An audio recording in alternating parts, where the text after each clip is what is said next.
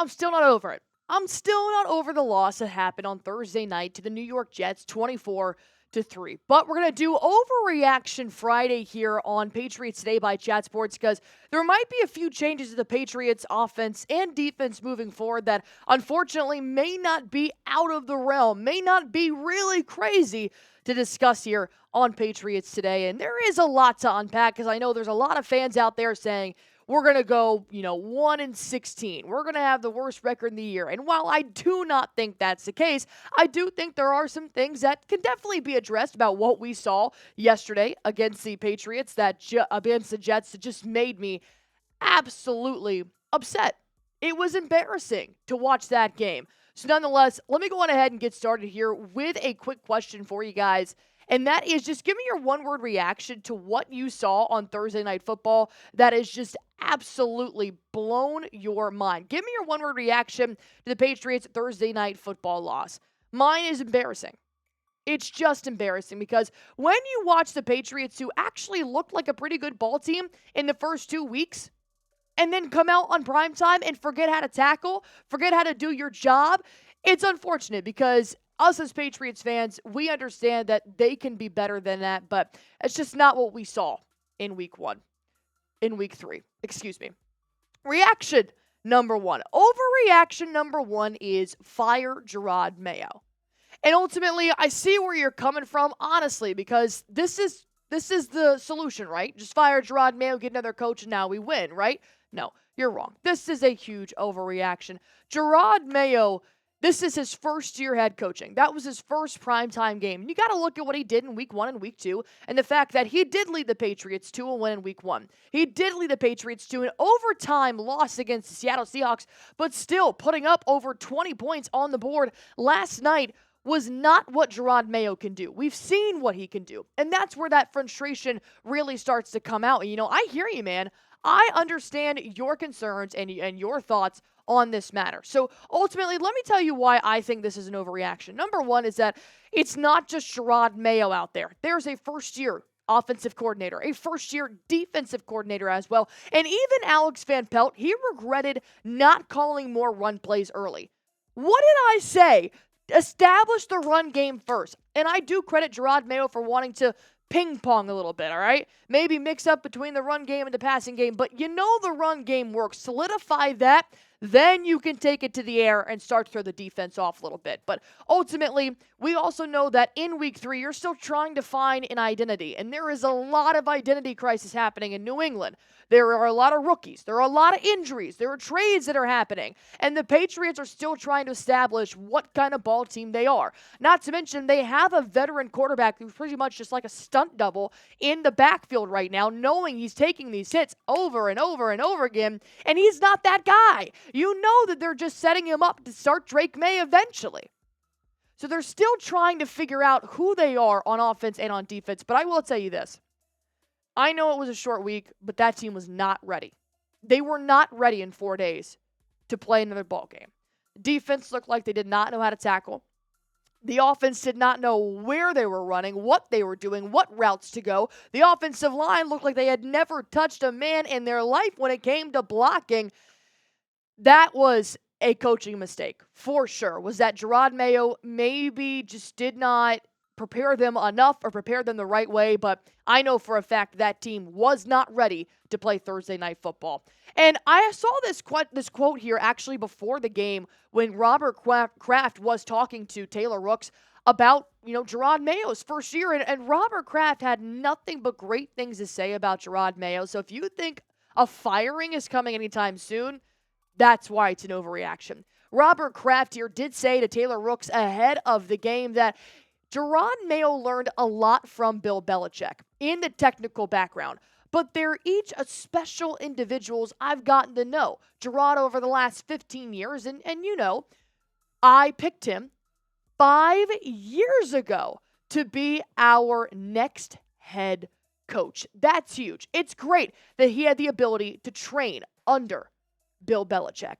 And I know, look, it's not Bill Belichick. I understand that. But Jerod Mayo is a defensive-minded coach, and he did well in the first 2 weeks. I'm excited to see what he can do moving forward. But Robert Kraft likes Jerod Mayo. And ultimately, That's what matters. Should the Patriots fire Jerod Mayo? Let me know in the comment section down below. Type Y for yes, type N for no. I'm going to get some more overreactions here in just a moment, but I do have to tell you guys real quick about our sponsor here on Patriots Today by Chat Sports. Let me go on ahead and tell you real quick about how you guys can get started today with the best meals on a budget. Let me tell you guys about Factor Meals. Factor is a no prep, no mess meal box delivered right to your door. And Factor's fresh, never frozen meals are dietitian approved and ready to eat in just 2 minutes. So it does not matter how busy your life gets, because I know my life gets very, very busy.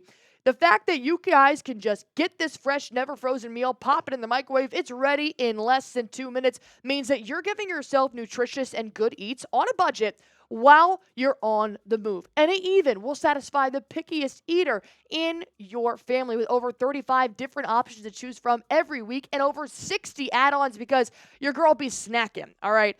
And I love their smoothies. Their strawberry banana smoothie made with 100% coconut water is a huge win for me on the go. So if you guys are looking for a way that you can still hit your nutrition goals and having dietitian approved meals, then it looks like Factor is the meal box for you. If you guys want to go on ahead and get started, head to factormeals.com/PatsChat50. Use code PatsChat50 for 50% off your first box plus 20% off your next month. Go on ahead. That's PatsChat50 at factormeals.com/PatsChat50 to get 50% off your first box plus 20% off your first month while your subscription is still active. All right, let's go on ahead and jump in here to our second overreaction of the day, and that's to start Drake Maye. You know, Jacoby Brissett did not get the job done throwing for under 100 yards. He got sacked 5 times for 46 yards. Jacoby Brissett definitely did not look like QB1 last night. But this is an overreaction, in my opinion. But technically, it's not an overreaction, and that's where it gets a little bit construed here, is that I don't think Drake Maye should start just yet. But that's okay. I'm just the host of Patriots Today. This is why we have this channel, is that we can talk about it. But the reason why it's now legitimately not an overreaction is because of what Jerod Mayo had to say yesterday after the game. He told media, he said, look, man, there's still a competition going on. And from what Jacoby Brissett showed us in Thursday Night Football, yeah, it may not be the right job. So here's what the full quote was here. Mike Reese said, the question on evaluating the film, is there a possibility of a QB change? Jerod Mayo said, I don't know. We talk about it every single week. You're competing for a job. So we'll get together as a coaching staff and see where it goes. This scares me, honestly. And I know you're probably sitting here being like, Allie, why does it scare you? Drake Maye is going to be the, rookie of the year. He's going to lead us to victory and all that fun jazz. It scares me because this man did go in last night, and his first throw was almost interception. And you want to know what else happened? He got Stone Cold Steve Austin pile-drived into the chest. I mean, our offensive line is such shit that how are you supposed to get anything going for Drake Maye? This is why he didn't start in the first place. It has nothing to do with Drake Maye's capabilities of being a QB1 in this league. It is just the fact that the offensive line is so bad that Drake Maye can ruin his career. You have the opportunity to start a veteran in the backfield right now to let Drake Maye establish himself by not ruining his career and getting absolutely obliterated by defenses week after week after week. We could be like the Commanders. We could be like the Bears that do not have a solid veteran quarterback to allow Caleb Williams and to allow Jaden Daniels to develop. Let Drake Maye develop, because from what I saw yesterday, and I understand it was a very short time that he was in the ball game, and we can talk about this, all night long about whether Drake Maye should be starting. But what we saw in the last 4 minutes of Thursday Night Football was he went 50% on his completions, and he threw for 22 yards. But on top of that, he got sacked twice in 2 minutes. Like, what are we talking about here, man? It's unfortunate that Drake Maye can't start right now. And if he does, that's a decision that Jerod Mayo is going to have to make. I don't know if I support it right now. I think he is phenomenal. But the offensive line is the issue. But here's a quote that Jerod Mayo gave saying, Jacoby is our QB until I say he's not our QB. So nothing has happened just yet, but just keep that in mind that they have these conversations every single week. It doesn't mean that something is going to happen. It doesn't mean something's going to happen next week, but eventually something could end up changing for the Patriots in terms of who their quarterback is. So let me go ahead and ask you this question here real quick. Should the Patriots start Drake Maye in week 4? Just week 4. Guess what? They play the Niners. The 49ers. Should Drake Maye start in week 4? Let me know what you guys think. I'm going to say no. I'm going to say keep him on the bench just for a little while longer. Maybe after week 5 is when you can really start to have this discussion. But ultimately, I think the offensive line just showed you that they can't handle anything right now. And that leads me to my third overreaction today. Beef up the O-line. Let me emphasize this. This is not an overreaction. In fact, it's a necessity. The offensive line needs to be addressed, whether it's a trade, whether it's a free agency pickup, or, I don't know, Robert Kraft, Elliott Wolf, maybe it's spending the $43 million you have in cap space to do something to protect your quarterback. This man is taking hits nonstop, and every time he gets up and he puts the shoulder pad back in his jersey, he's like, I'm good.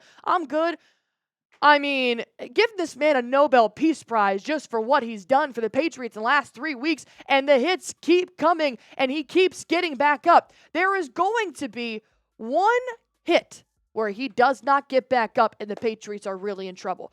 Jacoby Brissett faced pressure on 56.5 of his dropbacks, total dropbacks, 13 dropbacks. He had pressure, which means he had 2 seconds to decide whether he wanted to scramble, whether he wanted to crouch down, take the sack, throw it away, throw it upfield, hand it off. That's too much for Jacoby Brissett to have to figure out in 2 seconds while you've got 300-pound men running at you. And here's the stat that even pissed me off even more. Jacoby Brissett actually had 3 sacks more than completions against the blitz. He went 2 for 7 against the blitz. He got sacked 5 times. Need I say more? I mean, it doesn't take a rocket scientist to figure out how bad the offensive line is here. And what's worse is that they are just completely getting plagued with injuries right now that makes them even worse than they already were, because you got to look at what the offensive looked like heading into Thursday Night Football. Caden Wallace was your left tackle because Verdarian Lowe was ruled out. David Andrews was actually questionable leading up to the game with a hip injury, but he decided to play. Layden Robinson, a rookie. Mike Onwenu, my goodness, the right side was getting pressured all night because Onwenu was missing his blocking assignments. That's your only job, man. And then Michael Jordan ended up leaving the game. He was questionable to return with an ankle injury, so that allowed a backup Zach Thomas to enter in the game towards the end of the day.